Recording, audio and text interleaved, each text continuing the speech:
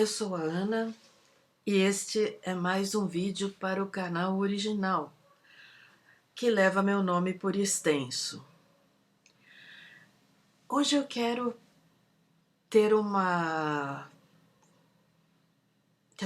a liberdade de abordar um tema que não seja pesado para o que estamos vivendo. Eu quero a liberdade de poder pensar da maneira mais diletante possível, se é que isso me for permitido. Talvez daí derive alguma análise mais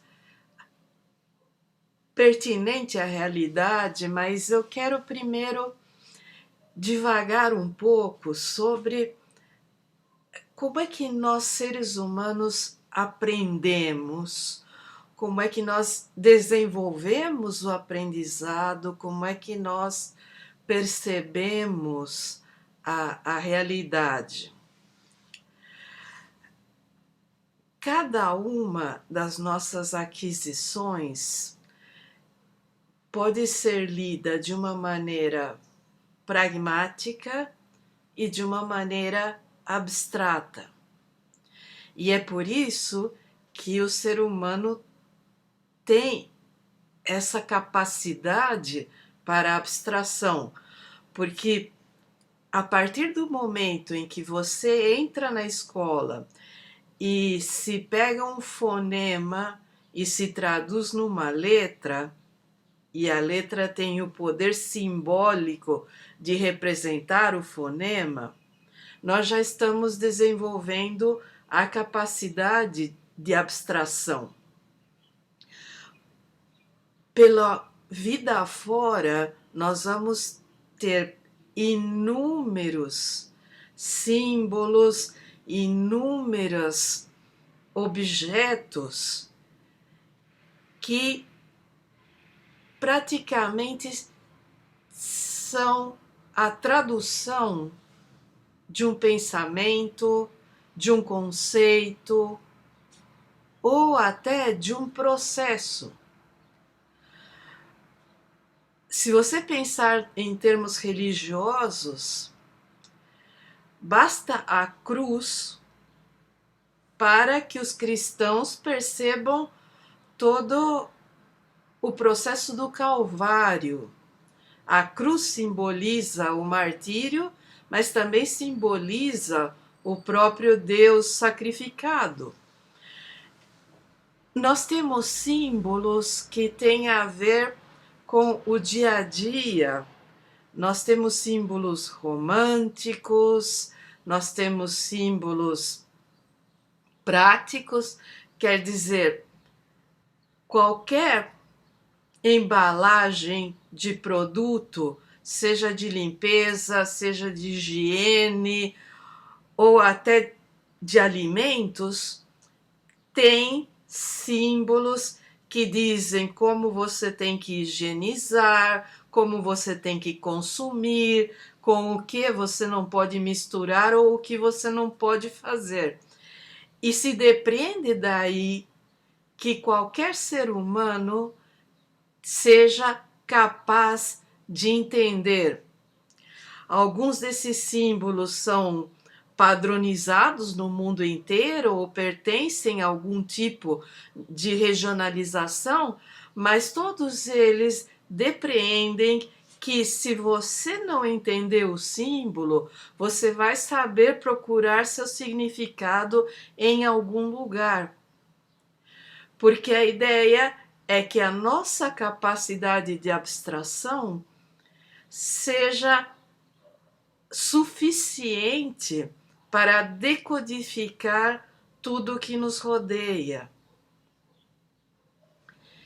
E aí a gente começa a pensar que o ser humano começa a estilizar objetos, animais e a si próprio desde o momento em que entalha uma pedra ou pinta uma caverna. A nossa capacidade vai se desenvolvendo, a capacidade de abstração e simbolização, ela precede a própria escrita. A escrita é um derivado dessa capacidade.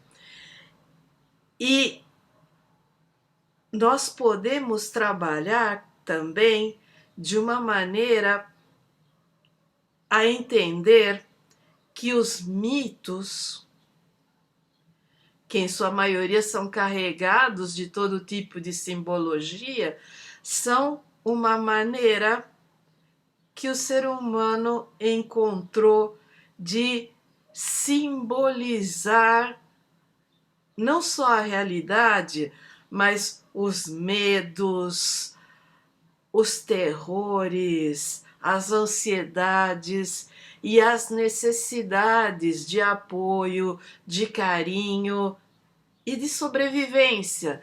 Então, cada comunidade acabou desenvolvendo o seu corpo mitológico, e aí vai desde mitos de origem até mitos mais de consumo cotidiano, como a religiosidade propriamente dita, e tudo isso surge por causa dessa capacidade de abstração. Isso vai se complexificando à medida em que o conhecimento vai se avolumando e nós passamos por uma superposição de perspectivas. E eu uso isso com muito cuidado, porque é meio utópico partir do princípio de que todo ser humano domina os repertórios do conhecimento. Conhecimento varia tanto na sua construção quanto na sua difusão, de lugar para lugar, de etnia para etnia, de poder aquisitivo. Nós todos não temos a mesma oportunidade no mundo, a mesma percepção do mundo e nem o mesmo acesso ao conhecimento do mundo. Por quê? Porque estamos separados das mais diversas maneiras, mas principalmente porque o desenvolvimento pessoal não depende apenas do sistema de educação ou dos meios de comunicação que estão disponíveis a todos nós. O desenvolvimento da nossa capacidade de abstração, da nossa criatividade, da nossa imaginação, da nossa percepção e até da nossa capacidade para empreender um aprendizado que seja produtivo, depende muito se nós temos comida suficiente no período de formação uterina e posteriormente nos primeiros anos de vida. Se nós, além da nutrição ser suficiente, se ela é adequada. Quer dizer, você entupir uma criança de Neston ou farinha láctea ou qualquer leite reforçado não significa que você está dando uma alimentação adequada, você está engordando uma criança para que ela pareça saudável. A nutrição mesmo, ela tem inúmeros desdobramentos. É uma questão de que para cada idade você pode acrescentar um tipo de alimento, mas a nutrição também passa por você fornecer um ambiente que seja estimulante do ponto de vista intelectual, que seja aconchegante do ponto de vista do conforto e que ofereça carinho e diálogo.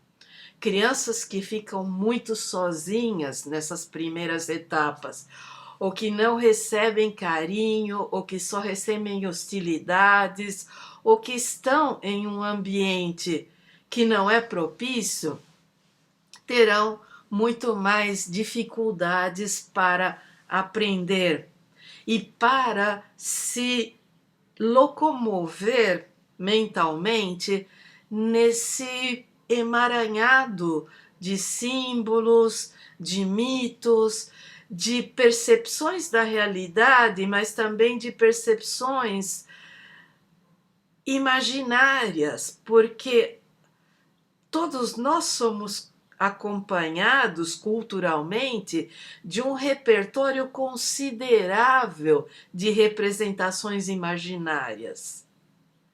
Um copo é um copo, uma mesa é uma mesa, mas para além deles e do conceito que representam, o ser humano é capaz de abstrair e imaginar qualquer coisa.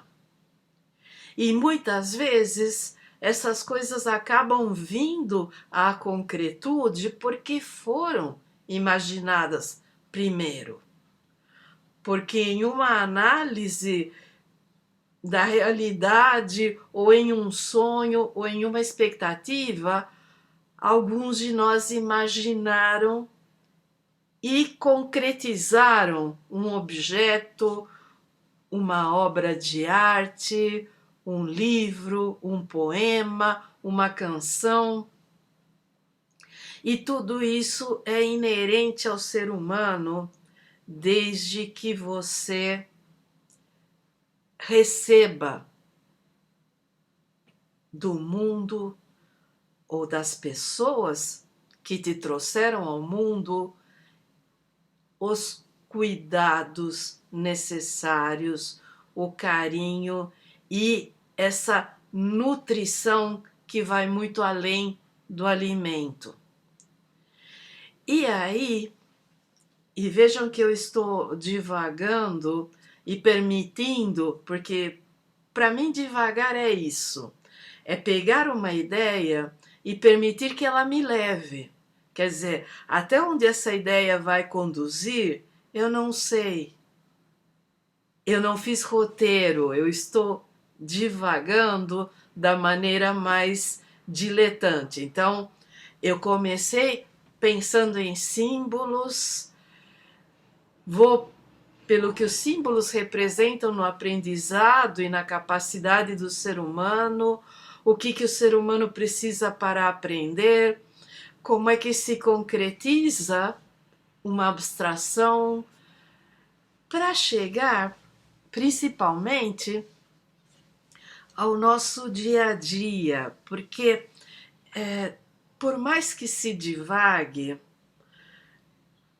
eu sou treinada pela vida, pelas minhas origens, pelo meu campo de estudos, a sempre dar à divagação um sentido, a me deixar conduzir a que essa divagação me leve posteriormente a pensar algum aspecto da realidade. E sempre que eu fico extremamente fascinada com a nossa capacidade de atribuir valores simbólicos a objetos, a palavras e a tudo que nos rodeia, e como esses símbolos podem ser partilhados, às vezes apenas com as pessoas que fazem parte do nosso núcleo familiar, ou podem ser símbolos que são culturais, que pertencem a todo um entorno nacional ou continental, e que muitas vezes transcendem épocas. Eu sempre me preocupo com a limitação de aprendizado que se dá por causa do preconceito. E vamos explicar isso melhor. Vivemos um momento em que o acesso à informação e a quantidade disponível de objetos com os quais podemos acessar informação é algo inédito. Eu sempre imagino que um camponês vivendo na França do século XIII tinha um acesso extremamente limitado à informação. Um maia, um asteca, um egípcio possuíam sua própria cultura de uma maneira que provavelmente tinham acesso a toda a informação disponível em seu entorno cultural, ao passo que um camponês, na mesma época, na França ou em qualquer país da Europa, não tinha acesso ao conhecimento produzido, não tinha acesso a uma leitura do seu mundo tão aprofundada quanto a que outros povos que não estavam inseridos no mesmo tipo de sistema fundiário e nem no mesmo tipo de arcabouço religioso possuíam. Quer dizer, o entendimento do mundo de um asteca era superior ao entendimento do mundo de um camponês em qualquer parte da Europa. O entendimento de mundo de um egípcio de 2, 3, 4 mil anos atrás, para o mundo em que ele vivia, era totalmente superior ao conhecimento daquele camponês medieval. E hoje, em que nós temos a ilusão de que o conhecimento é universal, que qualquer um tem acesso, que as ferramentas estão aí, que o conhecimento está codificado em todo tipo de bancos de dados, desde os mais simples até os bancos acadêmicos.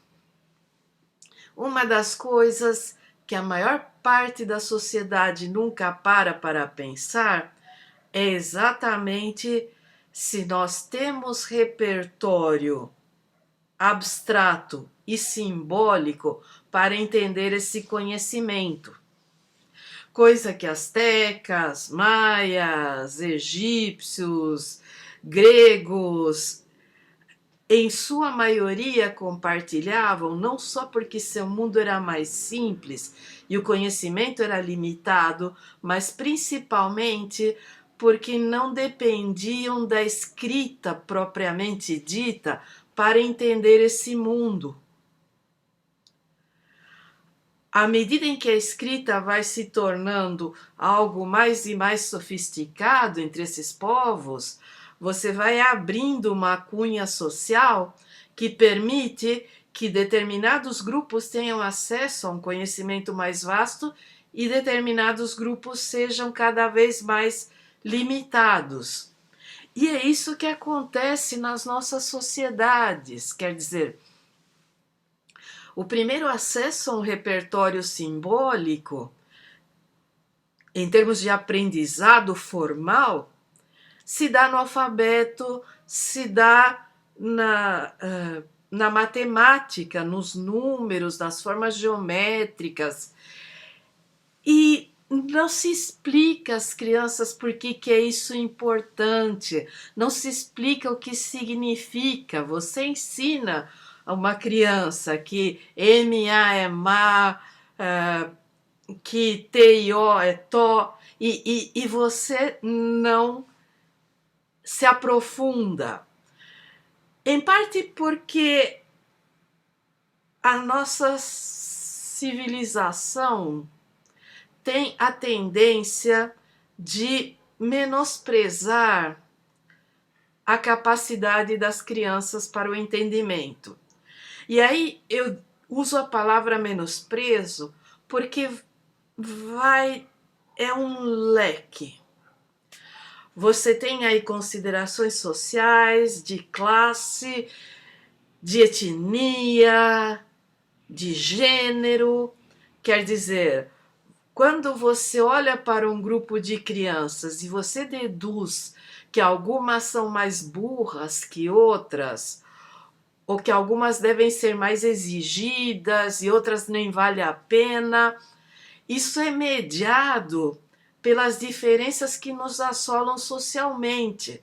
Então, muito do sistema de ensino está voltado para dizer: ah, eu não tenho como trabalhar isso numa escola de periferia, porque as crianças lá não têm tanto isso, não tem tanto aquilo, não tem tanto. Ou eu não posso ensinar isso a meninas porque isso é uma coisa de menino, o que é ridículo. Todas essas coisas, todas essas limitações que os nossos sistemas de ensino acabam desenvolvendo e que são sociais, que tem a ver com preconceitos, que tem a ver com desigualdades, que tem a ver como o nosso sistema econômico está estruturado, elas são barreiras ao aprendizado, porque aí você não pensa. Quem pensa educação como ensino e não pensa como aprendizado tem mais propensão a ter preconceitos com quem está aprendendo.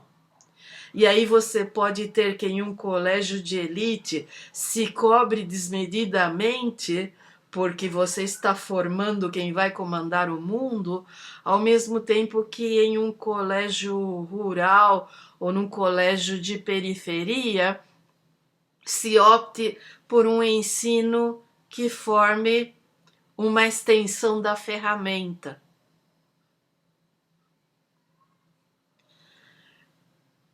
E isso é muito sério. Por quê?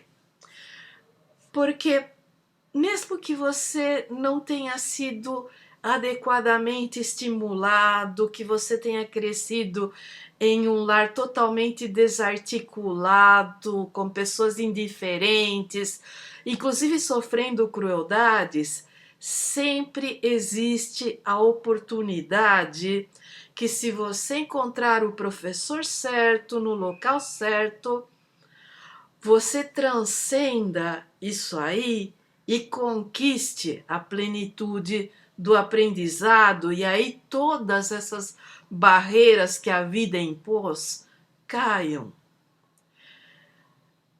Eu sempre penso que existe uma Anne Sullivan para cada Helen Keller desse mundo. E o que eu quero dizer com isso?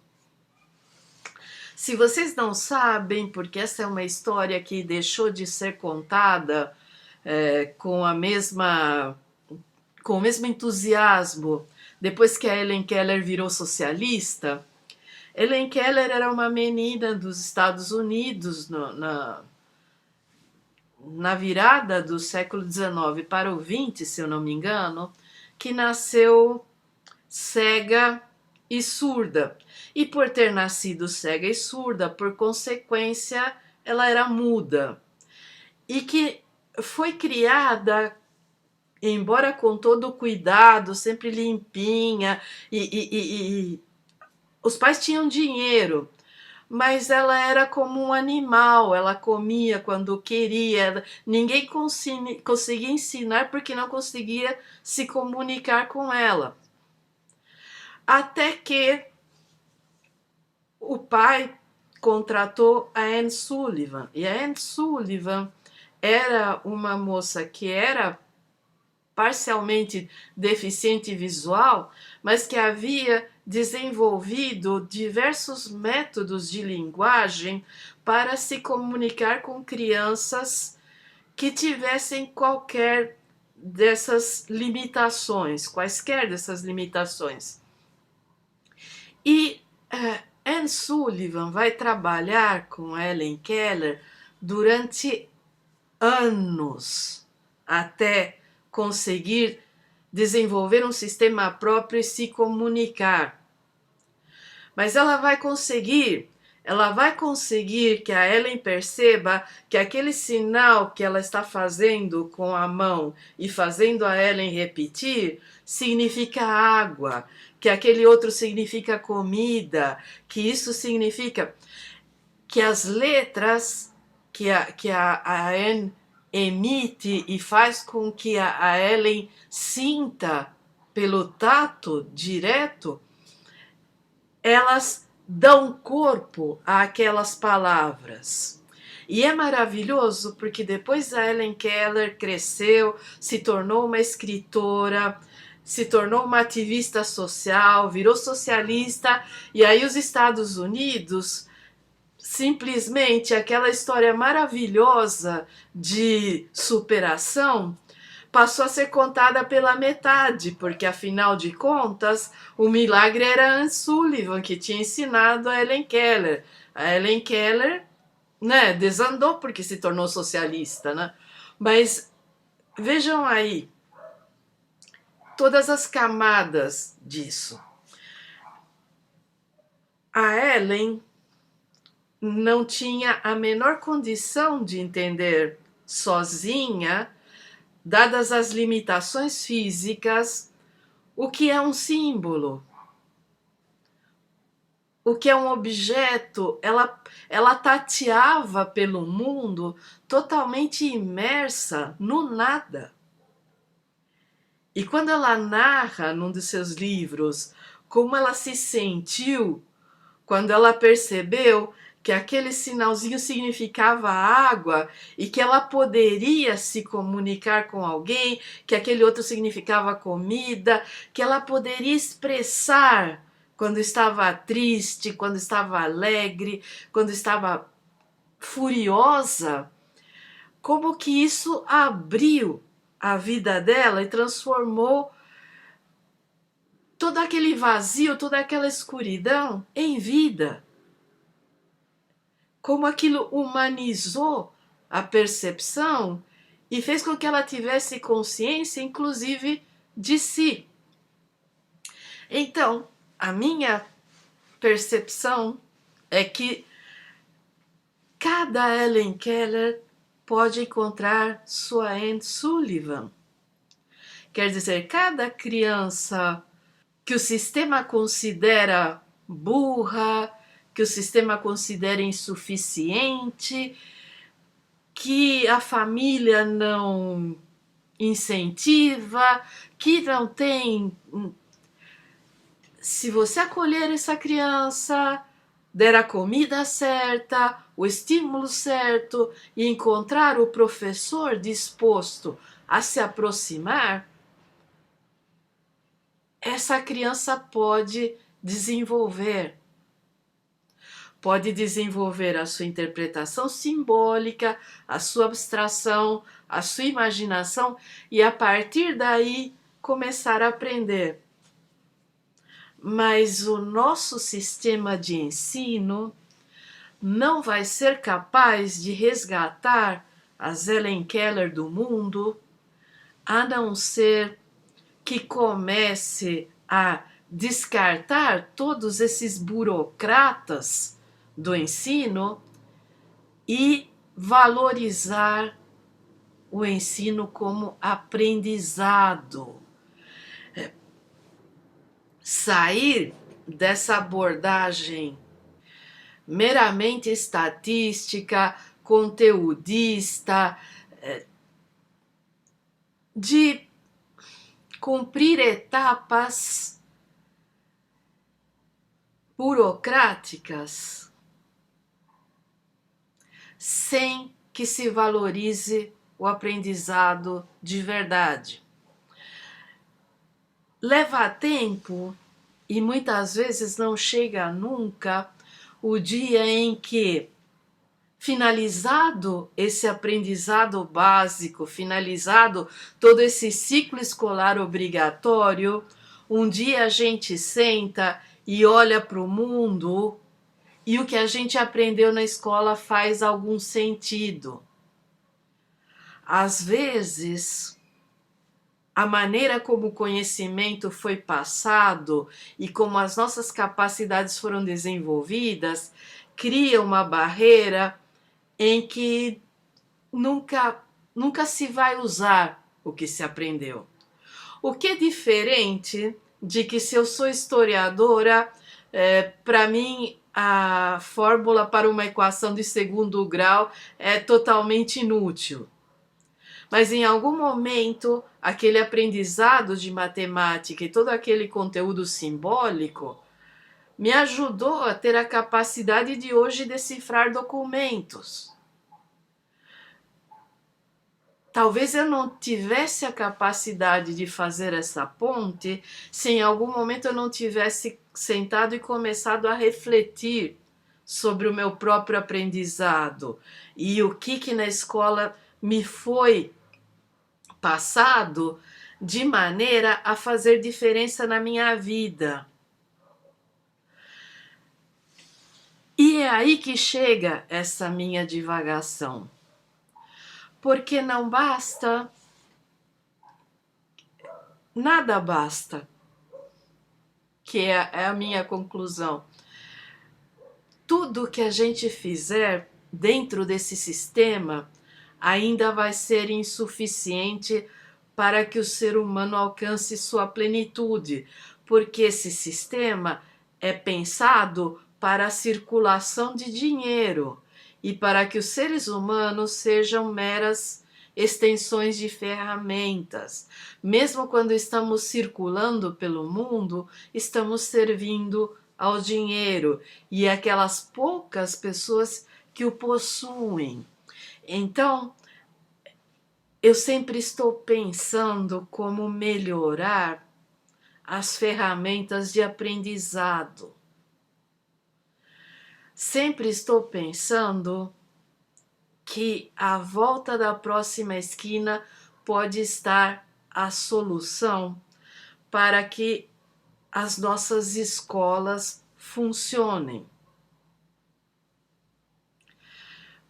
Mas para isso precisa muita abstração, muita imaginação, o que não é fomentado pelos sistemas de ensino. Para você solucionar problemas, você precisa que o seu cérebro funcione nesse tipo de plenitude. Há uma coisa meio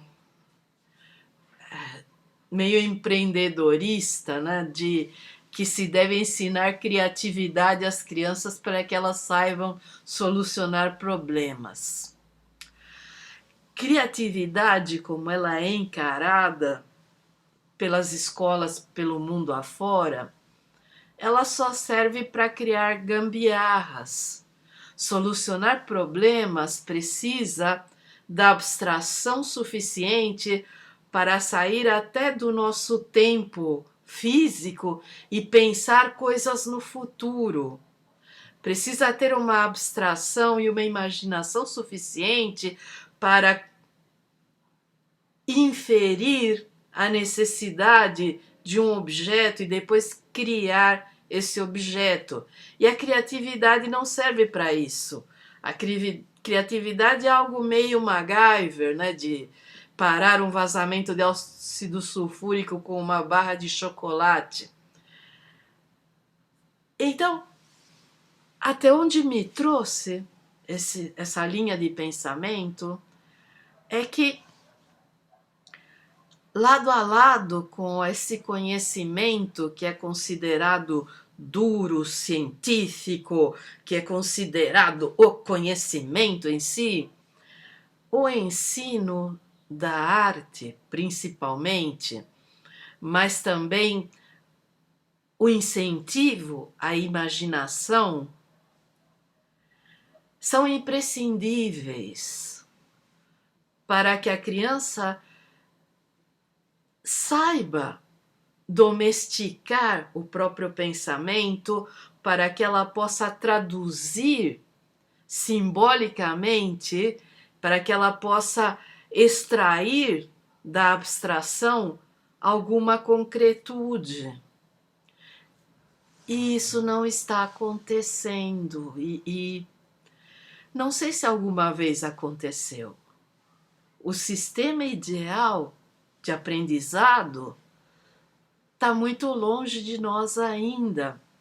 E me assusta que toda essa mixórdia da ascensão da extrema-direita pelo mundo se dirija para a escola procurando limitar essa expansão,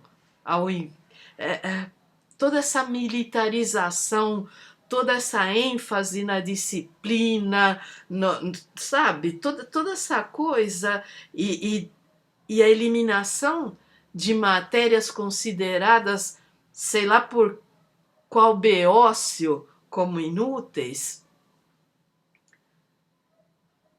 vai tornar cada vez mais difícil que aconteçam melhoras. Os pedagogos do futuro vão ter desafios enormes no chão de fábrica da escola.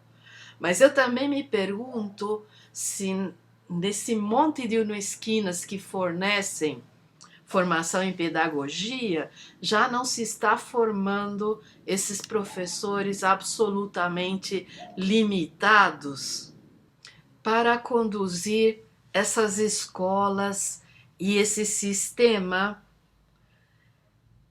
que pensa no ensino, mas não pensa o aprendizado.